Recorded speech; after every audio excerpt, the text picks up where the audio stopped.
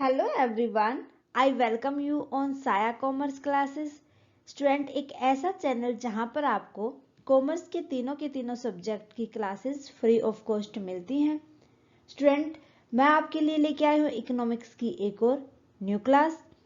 Previous class में हम discuss कर रहे थे student chapter form of market and price determination को। लास्ट क्लास में हमने डिस्कस किया था प्राइस डिटर्मिनेशन क्या होता है, और हमने पढ़ा था मार्केट इक्विलिब्रियम क्या है, डिमांड एक्सेस क्या है और सप्लाई एक्सेस। ये सारे के सारे हम पॉइंट क्लियर कर चुके हैं कि जहां पर हमारी डिमांड और सप्लाई मिलती है वहां पर हमारा मार्केट इक्विलिब्रियम होता है। जहां पर सप्लाई कम और डिमांड ज़्यादा होती है, जितनी सप्लाई होती है उससे ज़्यादा डिमांड है, तो वो होता है डिमांड एक्सेस। जहां पर डिमांड के ऊपर सप्लाई ज़्यादा हो जाती है तो वो होता है हमारा सप्लाई एक्सेस। ये सारे के सारे पॉइंट हमने लास्ट क्लास में डिस्कस कर लिया था। उम्मीद करती हूँ कि आपको समझ आ गया होगा। सो चैप्टर को आगे बढ़ाते हुए आज हम डिस्कस करेंगे कुछ एप्लीकेशंस होते हैं डिमांड एंड सप्लाई के। उसके अंदर फर्स्ट पॉइंट जो हमारा सीबीएसई के सिलेबस के अंदर आना है वो है हमारा price ceiling, means maximum price. Price ceiling क्या होता है ये सब हम डिस्कस करेंगे, और सबसे ज्यादा अफेक्ट किन से होता है प्राइस सीलिंग। करते हैं आज की क्लास स्टार्ट हमारी। Student, price ceiling, maximum price ceiling. Student, अगर मैं प्राइस सीलिंग की बात करूं तो प्राइस सीलिंग में सबसे पहले आपको याद रखना है किसी भी गुड्स का मैक्सिमम प्राइस जो गवर्नमेंट के द्वारा फिक्स किया जाता है। मान लो जो आपकी नेसेसरी चीज है, मान लो मिल्क है आपका नेसेसरी, अगर मिल्क का प्राइस फिक्स हो जाता है मार्केट में 50 रुपीज, जो ये 50 रुपीज जो मैक्सिमम प्राइस फिक्स हुआ है, ये मैक्सिमम प्राइस जो फिक्स किया गया है मार्केट फोर्सेस के द्वारा, किसको देखते हुए, डिमांड और सप्लाई को देखते हुए, तो वो हमारा मैक्सिमम प्राइस होगा। वो प्राइस सीलिंग कहलाता है। ओके, प्राइस सीलिंग को आपको देखो, सीलिंग का मतलब आप अपने घर से लेके चलो, आपकी छत होती है सीलिंग। क्या आप सीलिंग से आगे बढ़ सकते हो, अपने रूम को आगे बढ़ा सकते हो? नहीं बढ़ा सकते। इसी तरीके से मार्केट में मैक्सिमम प्राइस से ज्यादा ना तो आप किसी भी गुड्स को खरीद सकते हो और ना ही उसको बेच सकते हो। हाँ, ऐसा हो सकता है कि कई बार प्राइस कम करना पड़ सकता है, ठीक है, तो लेकिन उससे ज्यादा नहीं किया जा सकता। ये होता है हमारा प्राइस सीलिंग, जिससे ज्यादा हम सप्लाई नहीं कर सकते या कोई भी कस्टमर उससे ज्यादा प्राइस पे नहीं कर सकता। ओके, समझ आ गया प्राइस सीलिंग क्या होता है। मिल्क के लिए मैक्सिमम प्राइस या प्राइस सीलिंग हो जाएगा 50 रुपीज, ठीक है। तो आपको ये याद रखना, जो ये 50 रुपीज है ये मैक्सिमम प्राइस है और इसी को मार्केट के अंदर प्राइस सीलिंग कहा जाता है। प्राइस सेलिंग एक ऐसी सिचुएशन होती है जब प्राइस चार्ज या तो बहुत ही ज्यादा हो या बहुत ही कम हो। किससे? प्राइस इक्विलिब्रियम पॉइंट से। किसके द्वारा डिटरमाइन किए गए हो? मार्केट फोर्सेस के द्वारा। कौन कौन से फोर्सेस के द्वारा? डिमांड और सप्लाई के फोर्सेस के द्वारा। वो हमारा प्राइस सीलिंग कहलाता है, ठीक है। ये फाउंड कब होगा? आप कब कैसे कह पाओगे कि प्राइस सीलिंग है? दैट मीन प्राइस सीलिंग क्या होता है? हायर प्राइस सीलिंग जो इनइफेक्टिव होता है। मतलब देखो, ये आपके पास एक डायग्राम है, ये आपका डिमांड करो है, देन ये आपका सप्लाई करो है। जहां पर आपका प्राइस था मान लो 200 और इक्विलिब्रियम थे आप 100 पे, ठीक है। फिर आता है आपका 50। क्लियर है यहां तक? जो ये आपका 200 पॉइंट पे था प्राइस, तो इस प्राइस पे आपका मैक्सिमम था इतनी सप्लाई। अब यहां पर कस्टमर तो कम खरीदेगा चीजों को, डिमांड तो क्या करेगा? वो कम। और लेकिन जो चीज बेचने वाला होता है, प्रोड्यूसर होता है, वो सप्लाई बढ़ा देगा। लेकिन कस्टमर कभी भी ये नहीं चाहेगा कि वो इस पॉइंट के ऊपर किसी भी गुड्स को खरीदे। और ये प्राइस जो गवर्नमेंट के द्वारा फिक्स किया गया था, तो ये जो मैक्सिमम प्राइस होगा जिसके ऊपर वो मैक्सिमम सप्लाई करता है एक सप्लायर, वो हमारा प्राइस सीलिंग कहलाता है। क्लियर है? जो प्राइस सीलिंग होता है वो हाउस रेंट मार्केट के अंदर सबसे ज्यादा एक इंपॉर्टेंट रोल प्ले करता है। ये था इसका बेसिक कि प्राइस सीलिंग होता क्या है। देखो आप समझते हैं अच्छे से कि गवर्नमेंट के द्वारा जो प्राइस फिक्स किया जाता है उसके ऊपर कोई भी कस्टमर कब एग्री होता है किसी भी गुड्स को खरीदने के लिए, कितनी वो डिमांड करता है, और उसके ऊपर कब वो प्राइस सीलिंग दिखाएगा। सो एक डायग्राम के द्वारा आपको अच्छे से समझ आ जाएगा। When the government impose upper limit on the price, upper limit of price means सबसे maximum price of a goods or services which is lower than the equilibrium price is called price ceiling। भाई जितना government ने maximum price fix कर दिया किसी भी goods और services का, अगर उसके इक्विलिब्रियम पॉइंट पर जहां पर उसकी डिमांड और सप्लाई इक्वल होंगे, उससे नीचे जो होगा वो प्राइस सीलिंग प्राइस होगा। कौन सा प्राइस होगा? वो मैक्सिमम प्राइस होगा। दैट मीन कि उसको हम प्राइस सीलिंग बोलेंगे। देखो यहाँ पर ये आपके पास डायग्राम है, इससे आपको क्लियरली समझ आएगा। प्राइस 5 था जो सबसे मैक्सिमम प्राइस था, गवर्नमेंट ने इंपोज किया था जिसको, उसके ऊपर सप्लाई बहुत ज्यादा थी, सबसे मैक्सिमम थी, और उस प्राइस पर डिमांड थी वो बहुत ही कम थी, डिमांड 0 थी। भाई इतना प्राइस कौन कस्टमर पे करेगा? हायर प्राइस नहीं करेगा। हाँ, जिस तरीके से प्राइस कम होते गए और डिमांड बढ़ती गई और सप्लाई कम होती गई, भाई बेचने वाला तो अपना ज्यादा फायदा देखेगा, जब प्राइस ज्यादा होगा तभी वो बेचेगा। खरीदने वाला तब देखेगा कि जब उसका प्राइस कम होगा। अब प्राइस जब 3 हुआ तो डिमांड, कस्टमर एग्री हो गया कि हाँ भाई ठीक है, इतने प्राइस में मैं इस चीज को खरीद लूंगा, तो वहां पर क्या होगा? सप्लायर भी एग्री हो जाता, चलो भाई मैं दे दूंगा इस प्राइस पे। सो वो होता है हमारा इक्विलिब्रियम पॉइंट।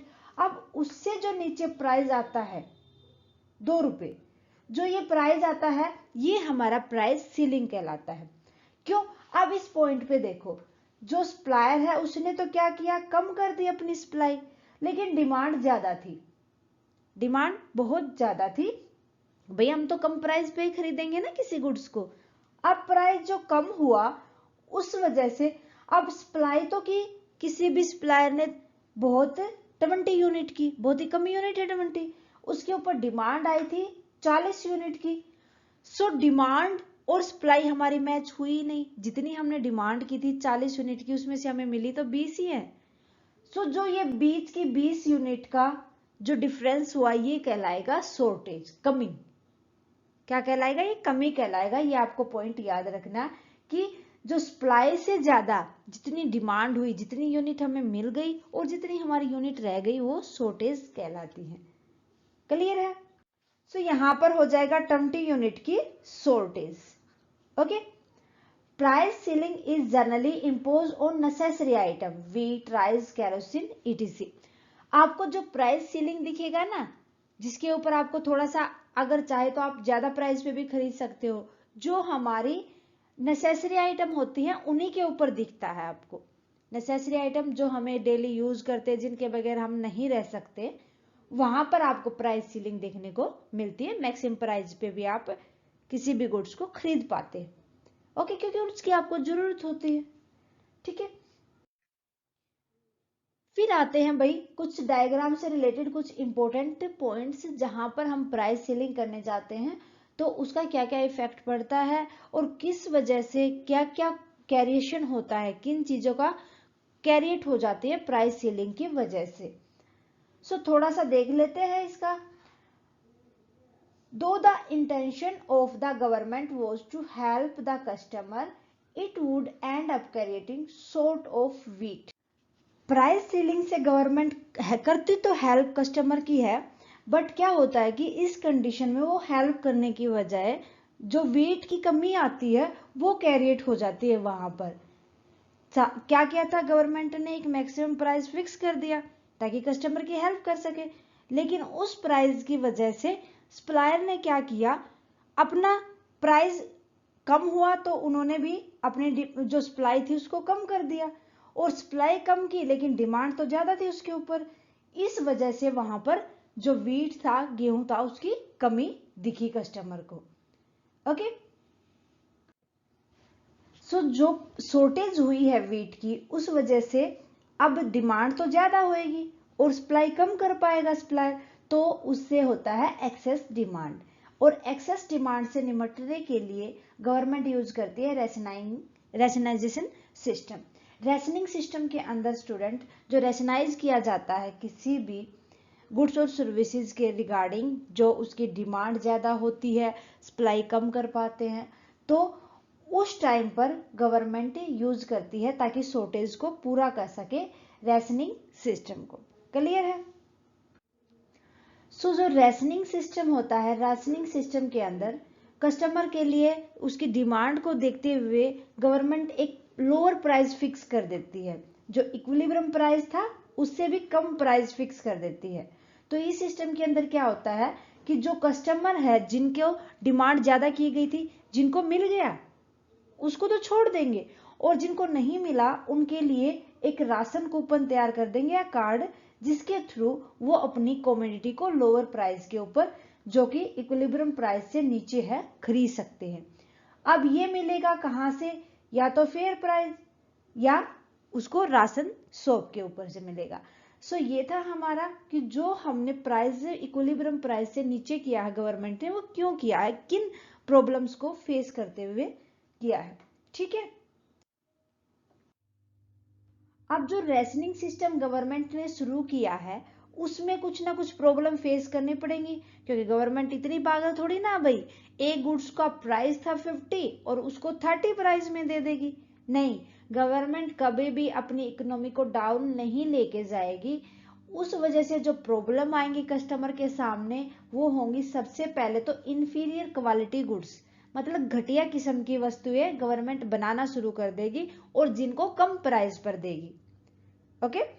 फिर आएगा कि भाई जो प्राइस कम किया है गवर्नमेंट ने राशनिंग शॉप के ऊपर, उसके ऊपर बहुत भीड़ होगी, कस्टमर को उस गुड्स को खरीदने में बहुत ही डिफिकल्टी आएगी, बहुत ही मुश्किल हो जाएगा।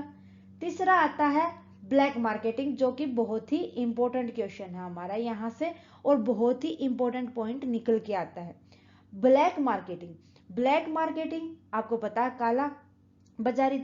ठीक है, यहां पर इसको समझते हैं हम एक डायग्राम के थ्रू, आपको अच्छे से क्लियर होगा। सो देखो, गवर्नमेंट ने फिक्स कर दिया प्राइस 200 पे सप्लाई, तो क्या करेगा जो सप्लायर है वो तो मैक्सिमम करेगा, अपनी गुड्स को ज्यादा से ज्यादा बेचेगा, क्योंकि भाई उसको तो फायदा हुआ है ना, वहां पे फायदा हुआ तो वो तो ज्यादा प्राइस पे बेचेगा अपने गुड्स को। लेकिन वहां पर डिमांड बिल्कुल भी नहीं होगी। अब सप्लायर ने इस पे तो कस्टमर खरीदेगा नहीं इतने प्राइस पे, और सप्लायर जितना कस्टमर चाहता है उतना प्राइस करेगा नहीं। दोनों के बीच में एक कॉमन पॉइंट आएगा जिसके ऊपर सप्लायर कहेगा कस्टमर से कि ऐसा करो 150 प्राइस पे आप खरीद लो मेरे से चीज।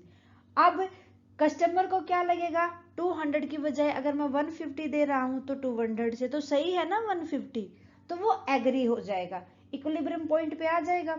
या ऐसा हो सकता है कि ये कहे, देखो कई बार हम बार्गेनिंग करवाते हैं ना दुकान वाले से, भाई नहीं भैया ये वाली चीज इतने की नहीं होगी, प्लीज आप कम कर दीजिए। सो वो हार के थोड़े टाइम के बाद कम भी कर देता है।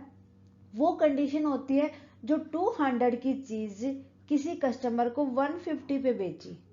ये 150 जो प्राइस है, जरूरी नहीं कि 150, हो सकता है कि वो उसको 120 पे भी बेचना पड़ जाए। सो जो ये प्राइस उसने कम किया, दोनों अब यहाँ पर सहमति हुई है दोनों की कि चलो बेच देंगे, ये सारा होगा ब्लैक मार्केटिंग। जो इतनी डिमांड से जो सप्लाई के बीच का जो डिफरेंसेस आया है वो होगा ब्लैक मार्केटिंग। ठीक है, मेरे ख्याल से क्लियर है आपको। आगे सो स्टूडेंट, आज के लिए बस इतना ही। उम्मीद करती हूँ कि क्लास आपको अच्छे से समझ आई होगी। स्टूडेंट, मिलते हैं नेक्स्ट क्लास में। नेक्स्ट क्लास में हम डिस्कस करेंगे इसका नेक्स्ट पॉइंट, प्राइस फ्लोर को। स्टूडेंट, आने वाली क्लास को बिल्कुल भी मिस ना करें। दोनों पॉइंट, प्राइस सीलिंग और प्राइस फ्लोर बहुत ही इंपॉर्टेंट है एग्जाम पॉइंट ऑफ व्यू से। सो स्टूडेंट, मिलते हैं नेक्स्ट क्लास में। स्टूडेंट, अगर कोई भी डाउट रहता है आपका क्लास में तो प्लीज आप हमें कमेंट करके बताएं। साथ के साथ कमेंट करके बताएं आपको क्लास कैसी लगी। अच्छी लगे तो प्लीज लाइक और अदर स्टूडेंट्स के साथ ज्यादा से ज्यादा शेयर करें। थैंक यू स्टूडेंट, मिलते हैं नेक्स्ट क्लास में।